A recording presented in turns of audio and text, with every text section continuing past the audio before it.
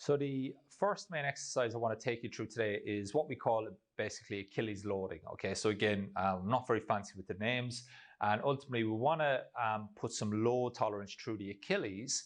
Okay, because then we want to get the soleus working under isometric conditions so that we can utilize that elastic energy with the Achilles. So the Achilles, it lengthens about 5% during the fourth support phase, and it can reach up to 7 times body weight. So it's pretty important that we have an ability to tolerate load through the Achilles.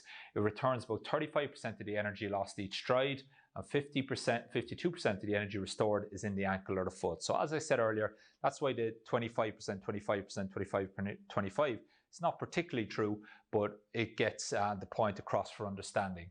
The gastrocnemius is important for coordinating energy flow discharged by the Achilles tendon, and most active when the knee is extended, so it must be well coordinated as the motion of the foot unwinds. Okay, so what we're going to do here is we're going to show you a couple of exercises to really make sure that we give the soleus, the hamstring, no opportunity but to transfer energy and allow that energy then to come down to the Achilles, and the Achilles to utilize that energy. So again, the soleus is the wife, the hamstrings are the kids, the glute is the husband. So if the soleus isn't doing its job, then the hamstrings aren't going to be happy, the kids aren't going to be happy, then the husband is going to be happy. Okay, so again, that's just a little joke that I use.